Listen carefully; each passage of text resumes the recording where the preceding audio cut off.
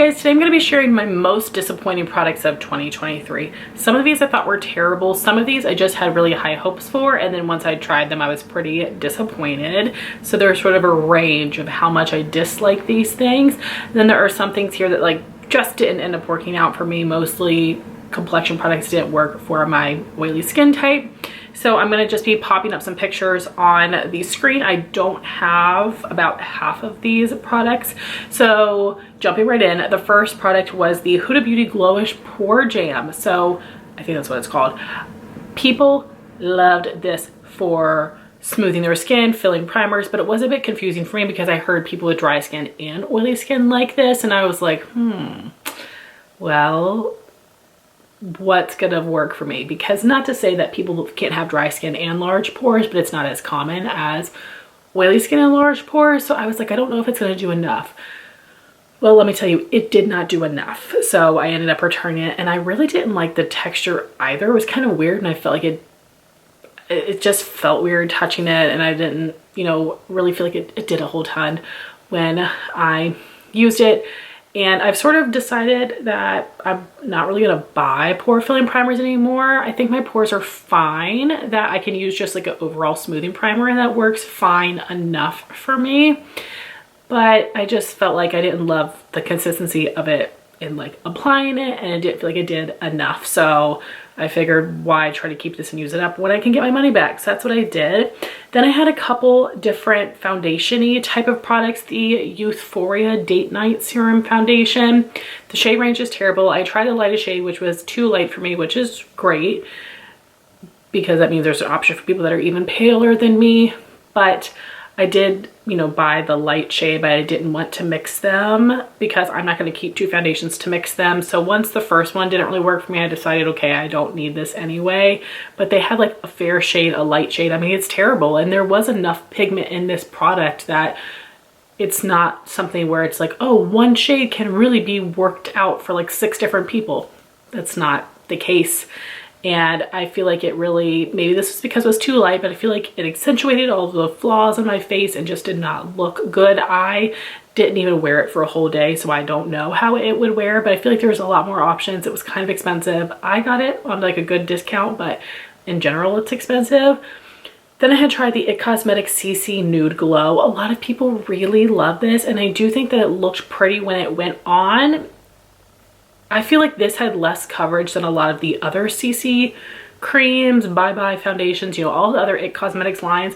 I feel like this had less coverage and more of a glowy finish. I have become okay with skin tints, as you guys would have seen by my last video, which was my best of beauty. But this one, I feel like I was just too greasy and it did not wear all day on me. So I returned it, and I feel like I need to just stop trying It Cosmetics products. So I used up one this year, and I enjoyed that one. It's the Bye Bye Foundation Matte. That is the best product that I've tried from them that works best for my skin type, but I tried too many things that weren't quite right. So I need to just cut it out, and the cosmetics is expensive, but I know a lot of people love it, and it just was not meant for me. It wasn't long wearing enough, maybe too oily.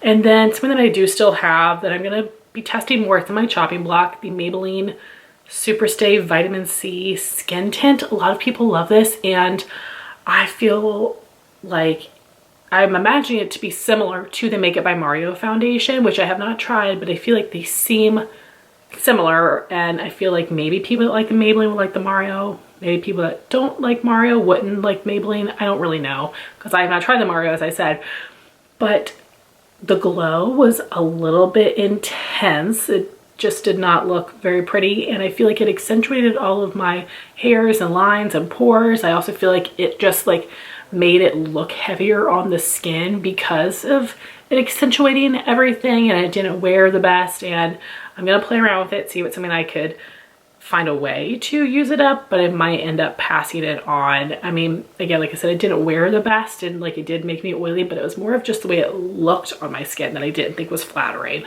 Next was a freaking Saie Hydra Beam Concealer. So they had released more shades, which was great.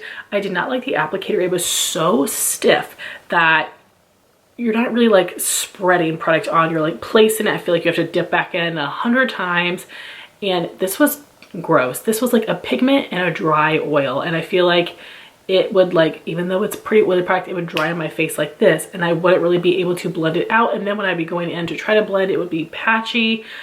It was just terrible. And again, there are other hydrating concealers, like the Kosas one that I've tried and I've liked, and this did not seem hydrating. It was like a dry oil, and then it just felt like just gross. Just no, I do not get why people like that concealer. Next is something that I was really disappointed by, and that would be the Laura Mercier Ultra Blur Loose Powder. And I used up a little mini in a project pan, and I actually loved the texture of the powder. It did feel very smoothing. It was much lighter weight than their regular powder, which I think can look a little bit heavy on the skin. The issue in here was the shimmer. It was like the Mario. There was just a little bit too much, and I feel like it accentuated my lines and my hairs and my pores, which was very sad because the texture, the consistency of the powder itself was so nice. So if there was a way to have that same consistency and texture without the shimmer, I think it would be perfect. But it just, that part just didn't work for me. The RMS Redimension Highlighter in Prosecco Fizz, there's only one color. If you saw my Best of Beauty, I fell in love with the blushes. I own all of them except for Bermuda Rose, which was in a set. Now it's individually on their site. I'm waiting for it to come to Skin Store because I've got a credit to use over there. But I love the blushes. The highlighter was a no. I could not get it to pick up on a brush and go nicely onto my skin to actually like give a sheen, as opposed to like some random like glittery particles. Like, I tried a couple different brushes, other brushes that I use as more baked gelée products, and it just would not work with this. So if you have this, please let me know what specific brush that you use so I can give it a try. I need to play around with basically all the highlight brushes I have because I want to make it work, because it's a pretty color. I'm not going to apply a powder highlight with my fingers. That's ridiculous. And I love the blushes so much. So that makes me really sad that I did not like the highlighter, and I'm so thankful that I got it for a pretty good discount, but still, it's like a freaking waste of money, and I'm not ready to let it go. Then for eyes, I do not get the hype of a couple of these products. The first one being the Kulfi Zari Eyes Cream Shadow. So I have the shade Bronze Brocade. I was lucky my friend Lauren gave hers to me, and creased a little bit. It looks so pretty in a swatch, but I feel like once I got it on my eye, it looked just like a bronze. It didn't look super shimmery or metallic. After you've blended it out, it just looks brown, and it just did not feel special enough because this is not a formula that I would really use as a base. And then on its own, it didn't feel that special. So I want to play around with it more, but I'm so disappointed by that. Also, I hate the packaging because it is so messy, and I really feel like there should be some sort of stopper in there to keep the product from getting all over the lid, but also just to, you know, give this extra layer of protection to keep it from drying out. Next would be the Merit Solo cream shadows. I was lucky enough to get one in PR Mid-Century, which is like a deeper warm brown, and maybe I should have picked a color that's a little bit closer to my skin tone.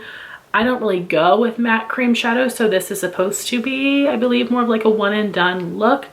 I need to use mine more, and I feel like it was fine on the lid, but trying to blend it out in my crease, I just felt like it didn't look even. It looked a little bit patchy. And a lot of that could have to do with the fact that I chose a deeper color, and because of just my skills with blending. I feel like this product in particular has had very polarizing views, and just for me, I guess I'm not skilled enough to really use it. Next is something that is so sad, be a product from Kaja. So their two newest bento box eyeshadow trios would be a forest color and more of a corally color. And I really did not like the formulas. So the top shade was a bit more of like a chunky shimmer, which I feel like I had a hard time applying to my eye. And even when I used my finger, it felt, and I think it looked like heavy on my lid. The second shade was just like a regular shimmer that looked lovely. And then the bottom shade was a matte with glitter. When you put your brush in there, it was like a poof explosion, and I feel like it just did not blend the best. It looked a little bit patchy on me, so I did end up passing those on. Hopefully they'll work better for other people, but I was just disappointed with the formula of that one in particular. But again, I do have another shade that I absolutely love that was in my Best of Beauty. But I do think that is definitely unfortunate that there are so many different formulas. So it's something that you really need to pay attention to. It might be better to look up swatches or see it in person if you can, so that you are able to actually see, okay, what formulas am I getting in this specific trio? Next is probably the most disappointing thing of all, the Odin's Eye and Makeup Just for Fun Flora Story palette. You have purples and greens. Stunning. I love those shades on my eye. I thought the shimmers in here were very pretty. I feel like some of the duochrome ones, the lightest shade looked so pretty in the eye, but I feel like I had a hard time sort of picking it up on a brush, which can happen with certain shades.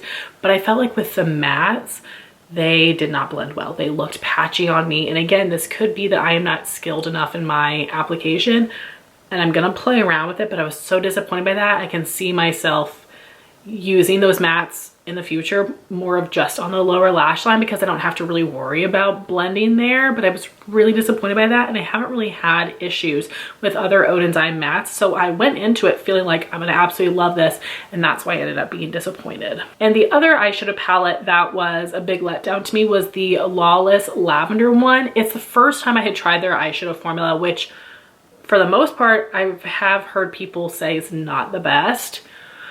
Well, there was one shimmer shade in here that I thought was stunning, but the other shimmer was just a little bit dull compared to all of the amazing metallics we have, and not even comparing it to like duochromes and multi-chromes, but just like some amazing metallic shadows. This was just like a flat shimmer. And the mattes, again, with there being some lavender shades, I understand that likely is going to be hard to really build up. And it was. I had a very hard time building it up and then getting them to blend without blending away. I just did not have an easy time using this palette, and I did declutter it. I would love to try other eyeshadows from them. I was really bummed I did not get their holiday collection in PR, because I would have loved to try out a more neutral palette, because I would imagine that would be lovely. But it looks like the shimmers in that palette too are more of like a standard shimmer and not a metallic. I would love to see them revamp that. And lastly, for eyes, I had tried one of the Odin's Eye Solmon pencil liners. I had 008, which is the lavender shade. So I heard some mixed opinions on these liners, and I especially heard about this shade. But when my friend Amanda and I were placing an order, we needed to add a little bit more to get free shipping and be able to use a coupon code. So we each picked up a liner, and the shade I chose in particular had even worse reviews, but I still was like, oh, I don't have a lavender like this. Let me pick it up, because I had something similar to the other shades that I would have been interested in. And yeah, I feel like you need to go back and forth several times to build it up, which is a bummer, because you guys know I love my ColourPop liners and they look like they'd be similar, but I feel like ColourPop's a bit more pigmented. And luckily for me, I did end up finding another lavender that I loved. That was my Best of Beauty, but this one was just not it. I would love to hear your thoughts if you've tried some of the other colors. And then for lips, I'm kind of surprised I don't have more. First thing with the Supergoop Play Lip Shield, I was so excited because, ooh, an SPF lip balm that comes in mint, not coconut, which is amazing. I mean, it does come in coconut and then like strawberry or something else, but mint. My friend Lauren had purchased this for us. It was so terrible. The SPF taste was overwhelming. It was like a thin, more like slippery, greasy texture. It reminded me of like the Kosas Sport lip balms, in like the shape of it was super weird. It wasn't just like a regular round lip balm, but like literally the taste was so disgustingly overwhelming. That's why I got rid of it. And I'm like, I just feel like I'm gonna stick to my Jack Black lip balms if I'm wanting something that has SPF. That has no SPF taste. I have no idea how they do it. Maybe because it's a liquid, I don't know, but definitely pass on that. And then my last disappointing product would be the Lawless Forget the Filler Tinted Balms. I was lucky enough to get all the shades in PR. I think it was the first package I got from Lawless, which blew me away. And I did hang on to 2 of them, but the other ones I've given to my friend Jean because she loves Lawless. I kept Posy, which is a mauve, and Georgie, which is a warm nude. And they just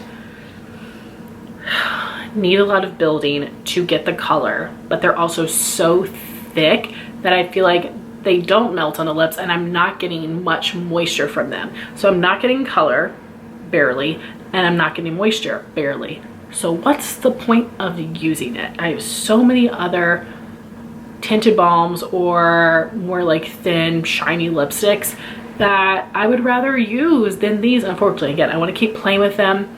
But my friend Lauren used hers up and I was like, oh, so did you have to like work through more of a tough layer and then it was softer? And she was like, no, it was this way the whole way through. But I know like Samantha March really loved hers, so I'm like, I need to figure it out because I want to love it. I love so many other Lawless products. I really love their glosses, their lip masks. I love a lot of other things from them. Their lip liners are really good. But this was just a big disappointment for me. So those are all the things that I am thinking of right now that are my worst of beauty or the most disappointing products that I tried in 2023. I will leave a pinned comment if there's anything else that I remember. I sort of just started preparing for this video yesterday and I had more time to film than I was initially thinking, so I wanted to make sure I got to take the opportunity today. So I would love to hear your thoughts if you try these products and if you have specific ways that you apply these products that work for you, or specific brushes with either, you know, like the RMS highlighter or any of these palettes. Please leave me some suggestions because I do have in my collection like half of these, as I said, and I want to find ways to make it work. So I would love any of your tips down below, and I would love to hear what products were a big disappointment for you in 2023. I want to thank you all so much for watching this video. Please like, comment, and subscribe, and I'll talk to you soon. Bye guys.